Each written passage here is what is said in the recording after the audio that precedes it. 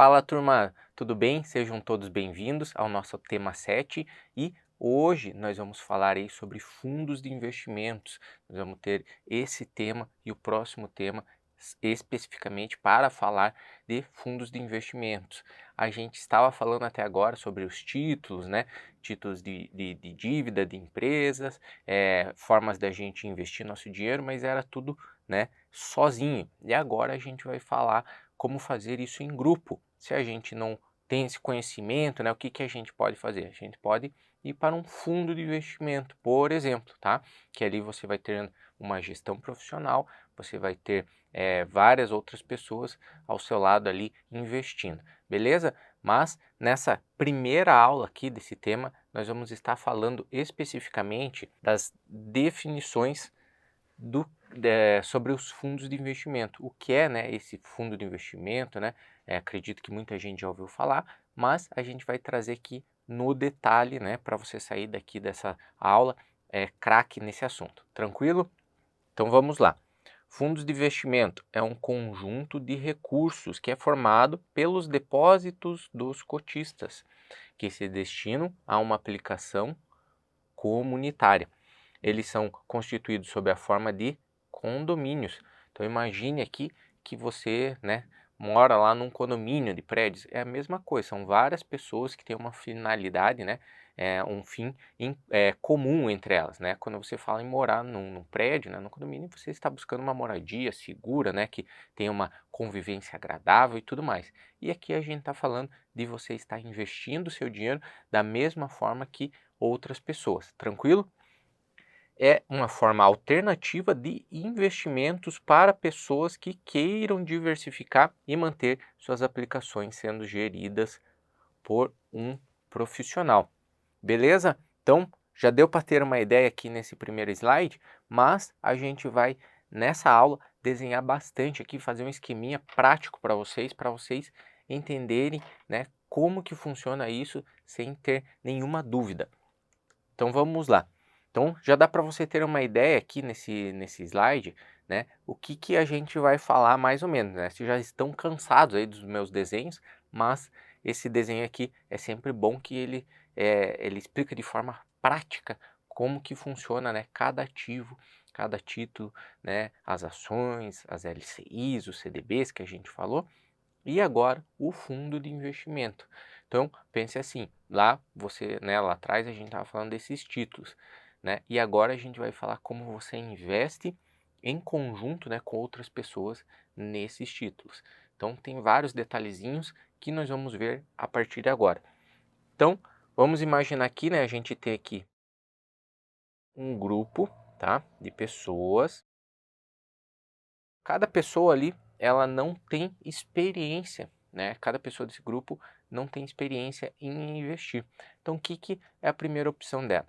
Ah, eu vou colocar o meu dinheiro na mão de alguém que saiba fazer isso. Então, a primeira coisa, se você não sabe fazer nada, né, não sabe praticamente nada sobre investimentos, você tem que procurar uma ajuda de um profissional. E, obviamente, no segundo ponto é estudar, né? Então, primeiro você procura ajuda e depois você começa a estudar para entender melhor, tá? Porque a gente sabe que quanto mais você estudar, melhor você vai investir seu dinheiro, tá? E você também pode evitar aquelas pegadinhas, né, aqueles problemas, né, de pessoas querendo passar perna e tudo mais. Então, aqui quando você estuda, você entende perfeitamente o assunto, você está um passo à frente aí das outras pessoas. Mas não quer dizer que a partir do momento que você estudou, você não precisa investir, né? Você não precisa aportar num fundo de investimento. Você pode continuar fazendo isso, até porque você não vai ter tempo suficiente para estudar todos os tipos de ativos. Por exemplo, eu sou analista de ações de um determinado segmento. Eu não consigo olhar todas as ações aqui da Bolsa Brasileira, que são 500. Lá nos Estados Unidos a gente tem 10 vezes mais do que isso, né, de ações listadas. Então, mesmo os profissionais, eles são especialistas em determinados segmentos, em determinados ativos, tá? Então, quer dizer que mesmo que você entenda, você não precisa deixar de investir no fundo de investimento. Ele continua sendo uma opção de investimento para você, beleza? Mas vamos voltar aqui no slide e vamos continuar a nossa explicação. Então, imagine aqui que a gente é um grupo de investidor e a gente tem interesse em juntar o nosso capital e investir em ativos, tá? Sendo gerido por um profissional. Então, aqui esse grupo vai lá, cada um faz um depósito de uma quantia. Então, pode ser que eu aqui, né, eu, Vinícius, posso ir lá e colocar 10 mil reais, tá? Pode ser que o João lá, o nosso outro amigo, foi lá e coloque 100 mil reais. Aí nós temos a Maria lá que vai colocar 50 mil reais, certo? Então, cada pessoa ela vai colocar uma quantia que simboliza aí uma participação no fundo. Lá, lembra as ações, que é uma participação, a menor, né, parte que representa o capital social da empresa, né? Então, aqui, quando a gente junta o nosso dinheiro no fundo de investimento, a gente vai somar tudo isso aqui, né? Vamos supor que deu 500 mil reais, tá? O aporte de todos os investidores desse grupo, tá? Esse 500 mil reais, o que ele é? Ele é o famoso patrimônio líquido do fundo.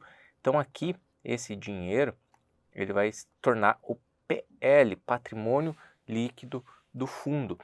Tá, mas quantos por cento eu vou ter desse patrimônio líquido? É representativo por cotas, tá? Vou escrever aqui em cima, que fica melhor. Então lembra lá que a gente tinha as ações, né, que simbolizam uma parte do patrimônio líquido da empresa, né, o capital social da empresa, desculpa, e aqui a gente está falando de cotas que representam o patrimônio líquido do fundo. Como que são divididas essas cotas? Vai depender do preço, né, que ela foi combinada aí entre os cotistas, tá? Então pode ser que essa cota ela tenha valor de R$ 1.000, tá? Então quer dizer que você só consegue investir nesse fundo de investimento se você comprar uma cota. Então, no mínimo R$ 1.000 você tem que aportar, tá? Pode ser que tenha, pode ser não. Existem fundos que têm cotas de valores variados, tá? Então, você vai lá e coloca, por exemplo, R$ 100 a cota. Então, o teu valor mínimo de aporte é R$ 100 ou múltiplos de 100, porque lá a gente vai ver depois que tem uma regrinha lá que diz quanto que tem que ser o seu aporte mínimo, né? Quando que você vai resgatar, quando que você pode pegar, né, seu dinheiro novamente. Então, isso a gente vai ver mais lá na frente, mas já vai pensando nisso. Então, o valor da cota é igual ao valor nominal lá que a gente estava falando das ações, tá bom? Só que no fundo você tem algumas regras que tem aportes mínimos, prazo de resgate, enfim, outras coisas que é um pouco diferente das ações, tranquilo? Então a gente fundou aí, formou esse fundo de investimento, tranquilo? 500 mil reais é o nosso PL e o que nós temos que fazer agora? Nós temos que colocar isso num banco, certo? Então vai ter lá uma instituição que vai receber esses 500 mil, tá? Então aqui você vai depositar esses 500 mil reais que vai ficar dentro dessa instituição. E essa instituição, ela vai escolher um gestor, que vai ser o profissional que vai gerir esse dinheiro, tá? Então é uma pessoa que ele tem uma certificação que se chama CGA. Para você ser gestor de fundos de investimento, você precisa tirar essa certificação. É uma prova muito parecida com a que eu realizei, né? Eu tenho a certificação CNPI, que é para analista de valores mobiliários. Eu posso fazer recomendações de ativos. O CGA é para gestor, para você gerir o patrimônio de um fundo, tá? Então esse gestor é o responsável para pegar esses 500 mil e fazer o quê?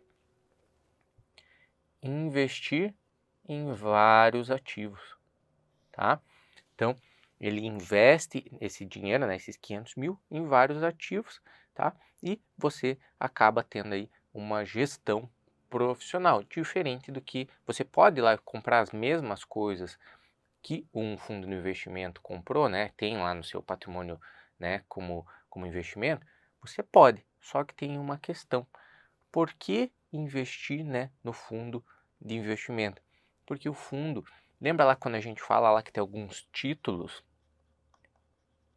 que eles só podem ser investidos por investidores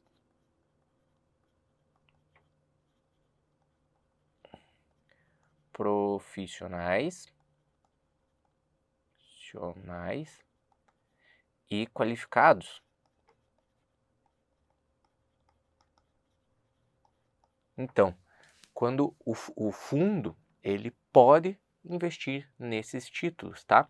Então, ele é um investidor pessoa jurídica, tá? Então, esse fundo aqui ele vai ter um CNPJ também,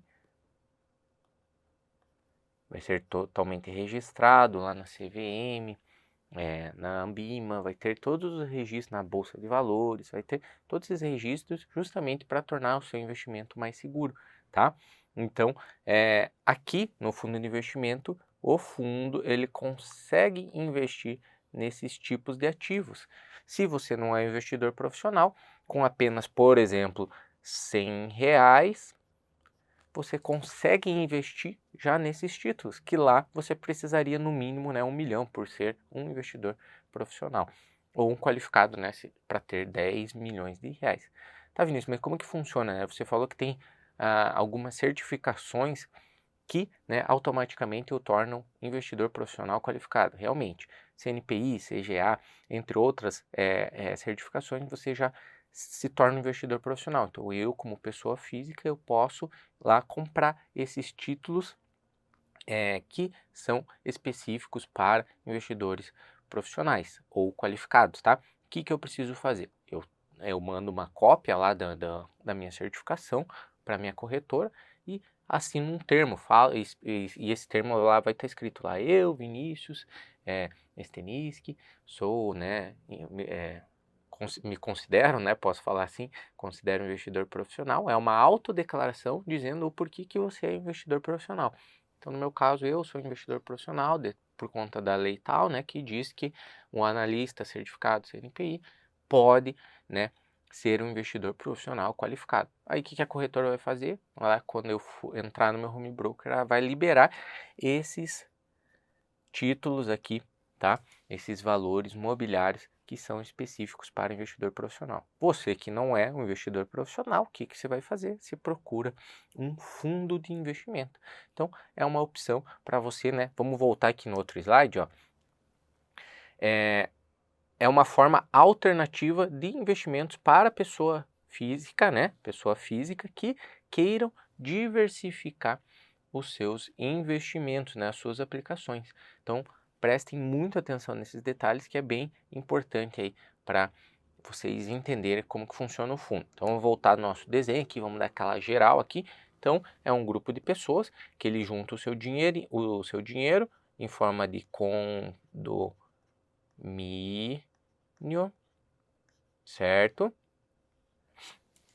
Eles passam esse dinheiro para uma instituição que vai fazer, né, a guarda desse dinheiro, vai ficar depositado lá, né, vai ser uma instituição depositária, né, que vai receber esse dinheiro, vai ter um gestor, um profissional, que vai pegar esse dinheiro e falar, não, beleza, eu tenho 500 mil reais, então eu posso investir nisso, posso comprar tanto disso, posso comprar tanto daquilo, tá bom? Tranquilo? Vamos continuar aqui, então.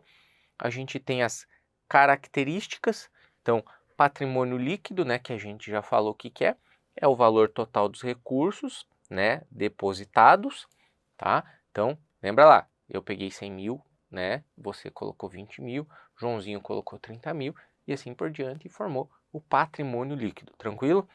Cota é a fração do fundo, então, lembra lá que eu falei, né, então, o fundo tem um PL de 1 milhão, que eu digo para vocês que é pouco, tá? Temos aí fundos com vários bilhões aí sendo geridos, tá?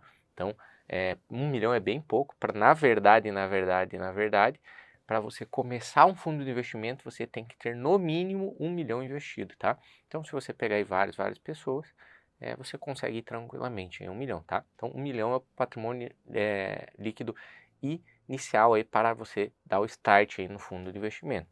E a cota é uma parcela, por exemplo, R$ 1.000. Então, cada cota vale R$ 1.000. Se a gente dividir 1 milhão por 1.000, ele vai te dar quantas cotas esse fundo tem, tranquilo? Ele tem gestão profissional, que é o gestor CGA, que a gente já falou, né? Então, é uma prova, né, que eu falei, muito parecida com a CNPI. Na verdade, são duas provas, você tem que passar na primeira para daí fazer a segunda, tá? Você tira lá na Ambima, quem tem interesse aí conhecer mais, tá? Lá no site da Ambima você sabe mais sobre isso, vai saber os temas, né? Tudo que cai. Inclusive, esse tema, né? O mercado financeiro, esse curso é a base, tá? Você vai partir disso aqui para qualquer certificação. Então, isso aqui é a base que você precisa se um dia você quiser ser um gestor profissional, tá bom? Ele tem uma taxa de administração, tá? Que é o valor cobrado pelo administrador. Então, lembra lá da nossa instituição do gestor, como que esses dois vão ganhar dinheiro? Com a taxa de administração, tá? Então, anotem aqui, né? Taxa de administração é o salário lá do gestor, né? Ele não vai fazer isso de graça, obviamente, nem o banco vai ficar segurando o teu dinheiro, né? Tendo trabalho lá e tudo mais, e não vai cobrar nada. Então, tem essa taxa de administração. O regulamento são as regras do fundo, tá? Então, se você quer saber como que funciona, qual que é o período de resgate, tudo que você quiser imaginar possível aí que exista, você vai ver no regulamento, tá? A taxa de administração, ela é fixa e ela é cobrada ao ano, tá? O que é isso? Então, ele vai falar lá no regulamento vai estar escrito, cobramos uma taxa de administração de 2% ao ano, tá? Isso aqui é cobrado ao ano, tá? Então, a gente já vai entender um pouquinho melhor como são feitos esses cálculos aí, né? Como é cobrada essa taxa, mas é 2% ao ano, tá? Então, só para a gente recapitular aí, né? Então, a gente tem patrimônio líquido, as cotas, a gestão profissional, a taxa de administração, né? Que ninguém vai trabalhar de graça, e o regulamento, né? Que você consegue encontrar aí facilmente, né? Se você entra no site da gestora, né? Então, lá a gente fala, né? Quem faz a gestão é uma gestora, né? Se você entrar no site da gestora ou do administrador, você vai encontrar esse regulamento facilmente, beleza? Vamos ver o que mais a gente tem aqui, ó. Então, temos as taxas, né? A gente falou da taxa de administração e a gente tem outras despesas que são cobradas também, tá? Então, vamos prestar atenção aqui nessas duas primeiras aqui, que elas são legais, tá? Então, elas podem ser cobradas, mas nenhum fundo faz essas cobranças. Então, eu vou explicar por que essas duas taxas elas não são mais cobradas. Então, elas foram criadas lá atrás, há vários anos atrás, existia um imposto que chamava CPMF, que ele era um imposto sobre movimentações financeiras. Você movimentava o dinheiro, você tinha que pagar um CPMF, né, que era uma taxa lá. Esse CPMF ele saiu, né, acabou não sendo mais cobrado, né, depois de vários anos aí, até hoje, né, não voltou a ser cobrado. Existiam alguns ministros aí da Fazenda que quiseram voltar com essa cobrança, mas acabou que nem não foi aprovado, porque esse imposto eles consideraram que não era muito bacana, né, ficar cobrando ainda mais um imposto aí, né, eles já conseguiram tirar lá no passado, por que voltar agora, né? Então, o CPMF, para a instituição, lá para o administrador pagar, né, o CPMF, ele cobrava uma taxa de entrada. Então, quando você entrava no fundo, você ia lá pagava uma taxinha para ele pagar esse CPMF, tá? E na saída a mesma coisa. Então, quando você vendia a cota do seu fundo, você tinha que pagar o CPMF, porque você estava movimentando o dinheiro, tá? Beleza? Aí nós temos a taxa de administração, que a gente já falou por cima o que é, né? Então, vamos ver no detalhe. É cobrado como forma de remuneração pelos serviços prestados pela administradora e pela gestão do fundo, expressa ao ano, né? Como a gente falou no outro slide. Então, vai ter lá 1% ao ano, vai ter 2% ao ano. Tem fundos que cobram mais que isso, é mais difícil, mas tem, tá? Tem fundos que vão cobrar 0,5% ao ano, tá? Tem várias taxas aí que podem ser cobradas, beleza? E temos uma taxa que a gente não falou até agora, que é a taxa de performance. O que quer dizer essa taxa de performance? Ela é cobrada baseada no desempenho do fundo em relação ao benchmark. Lembra que a gente falou nas últimas aulas que o benchmark é uma referência? Então, o benchmark aqui no fundo de investimento ele vai ser algo, né, que vai o rendimento do fundo vai ser precisa ser comparado àquilo ali. Então ele vai falar assim, ó, nosso benchmark é o Ibovespa, famoso Ibov, tá? Então, provavelmente vai ser um fundo de ações que a gente vai ver na sequência, o que que é tal, fiquem tranquilos. Esse fundo de ações, por exemplo, ele tem que bater o Ibov. O que quer dizer? Ele tem que render mais do que o Ibov no período comparado, tá? Se ele render mais que o Ibov nesse período comparado, você pode cobrar essa taxa de performance, entendeu? Então, se por exemplo ele rendeu 1% a mais que o Ibov, você vai cobrar uma taxa, vamos dizer que seja aqui 5%, você vai cobrar 5% em relação a 1%, tá? Do que rendeu acima aí do Ibovespa. Tranquilo? Então, para esse primeiro momento, basta a gente entender isso aqui e que tá suficiente. Depois a gente vai entrar um pouquinho mais no detalhe, beleza? Então, taxa de entrada e saída não é cobrado mais e taxa de administração e performance são cobradas, tá? São cobradas até hoje, né? A administrativa é cobrada sempre e a performance não é sempre que tem essa cobrança, tá? A gente vai entender lá na frente quando pode ter e quando não pode ter, tranquilo? Então, pessoal, vamos finalizando aqui a nossa primeira aula, né, sobre fundos de investimentos, né? Vamos ter esse tema aqui, né? Vamos ter praticamente 6 aulas aí para falar somente de fundos de investimentos e também vamos deixar um tempinho para falar de clubes de investimentos lá no nosso próximo tema, que é algo bem parecido, vocês vão ver que tem umas semelhanças, mas também suas diferenças, tranquilo? Então aguardo vocês aí na nossa próxima aula.